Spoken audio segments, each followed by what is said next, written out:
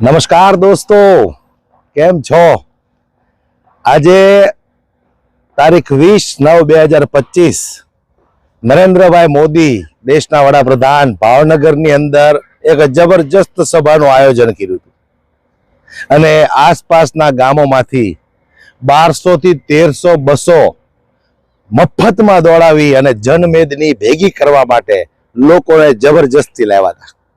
એ સૌ લોકોને ખબર છે, કારણ કે નરેન્દ્ર મોદીનું હવે એટલું બધું વર્ચસ્વ નથી રહ્યું કે લોકો સામે ચાલીને નરેન્દ્ર મોદીને સાંભળવા માટે આવે, કારણ કે હવે એની વાતમાં એટલો બધો પાવર, એટલો બધો દમ નથી હોતો. દેશની જનતાને કંઈ પણ લાભ થાય એવી કોઈ વાતો નથી હોતી.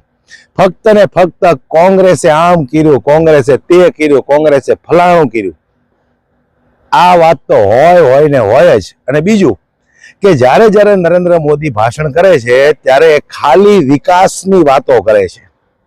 હવે ભાવનગરની અંદર આવ્યા, એમની સભાની અંદર ખેડૂત લક્ષી એક પણ વાત કરવામાં ન આવી. તમે વિચાર કરો દોસ્તો, ખેડૂત લક્ષી એક પણ વાત ન કરી કે ભાઈ ખેડૂતને પાક વીમાના પૂરા ભાવ મળશે, ખેડૂતનો પાક બરબાદ થઈ ગયો હશે તો પણ એમનો વીમો પાકશે, એવી કોઈ પણ જાતની વાત કરવામાં આવી નહીં. એટલે ખેડૂતો ઘણા બધા નારાજ છે.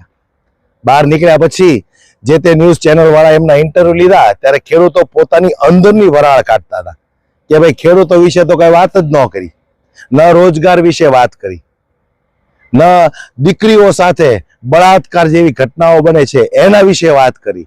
ડ્રગ્સ, દારૂ, ચરસ, અફીણ અત્યારે એક શહેરની અંદર ખૂણે ખૂણે ગલીએ ગલીએ મળે છે, તો એના વિશે કોઈ વાત ન કરી.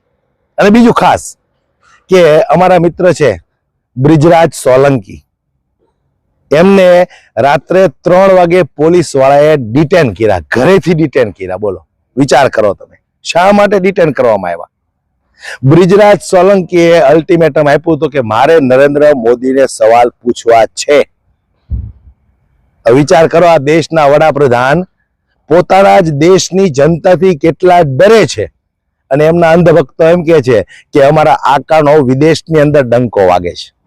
હવે બ્રિજરાજ સોલંકી એક 25-27 વર્ષનો યુવાન, એમણે એમ કીધું કે મારે નરેન્દ્ર મોદીને સવાલ પૂછવા છે, તો એમને રાત્રે 3 વાગે જબરજસ્તી ઘરેથી ખેંચી અને લઈ જવામાં આવ્યા, ડિટેન કરવામાં આવ્યા. નરેન્દ્ર મોદીની સભા પૂરી થઈ ત્યાં સુધી એને ડિટેન કરી રાખ્યા.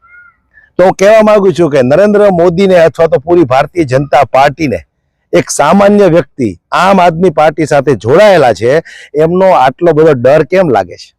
અંધભક્તો તો બહુ મોટી મોટી વાતો કરે છે, અમારો કેસરી સાવજ છે, સફેદ ટાઈગર છે, તો સફેદ ટાઈગરને આટલો બધો ડર કેમ લાગે છે? અને પાછું એના જ પોતાના દેશની જનતાનો ડર કેમ લાગે છે? એટલે સભાની અંદર ખાલી ફાંકા ફોજદારી કરી છે, ખેડૂત લક્ષી કોઈ વાત નથી કરી, શિક્ષણના મુદ્દે કોઈ વાત નથી કરી, આરોગ્યની સારી સુવિધાને લઈને કોઈ વાત નથી કરી, યુવાનોને રોજગારની કોઈ વાત નથી કરી.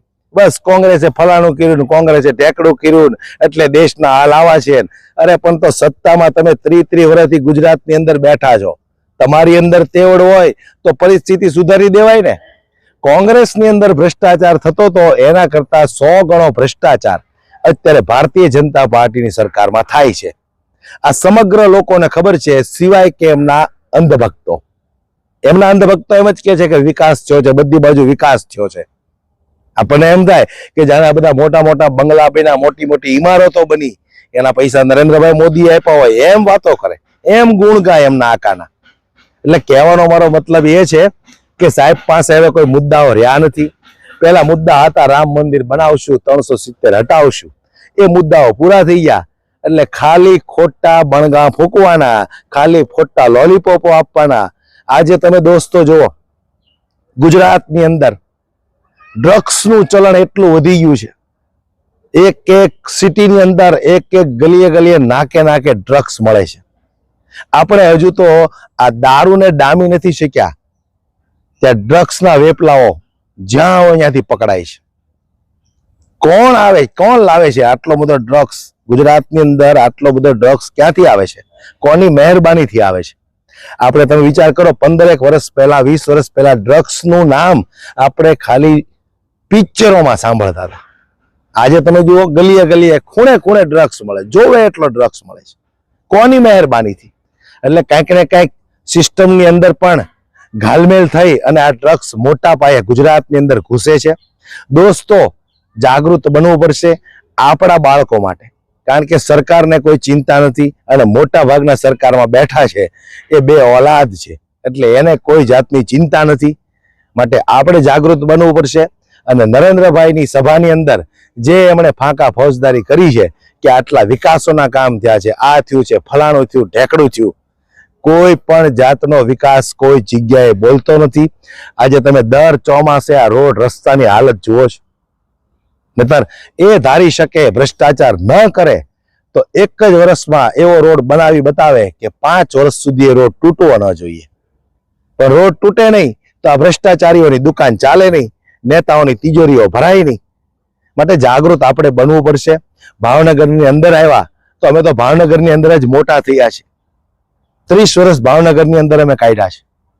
આજે ભાવનગરની હાલત જુઓ તમે, મોટા મોટા ડાયમંડના શેઠિયાઓ ભાવનગર છોડીને કેમ ભાઈ આવ્યા? મોટા મોટા બિઝનેસમેનો ભાવનગરો મૂકીને સુરત, અમદાવાદ તરફ કેમ વળી ગયા? એનું પાછળનું કારણ શું છે એ કોઈ નહીં બોલે. ખાલી ભારતીય જનતા પાર્ટીના નેતાઓ ફાંકા ફોજદારી કરશે કે ભાજપે આટલો વિકાસ કર્યો છે, આટલો વિકાસ કર્યો છે.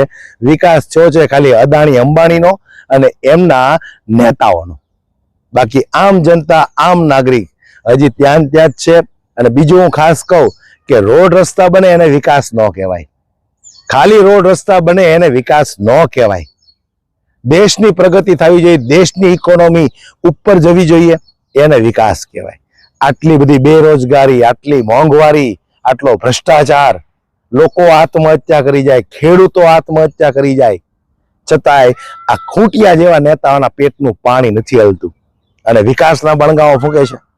બાકી જે હોય તે નરેન્દ્રભાઈ મોદીની સભાની અંદર એમણે જે ફાંકા ફોજદારી કરી હોય, બહાર આવીને ખેડૂતોએ પોતાની જે વરાળ કાઢી છે એ સોશિયલ મીડિયાની અંદર ઘણા બધા વિડીયો ફરે છે.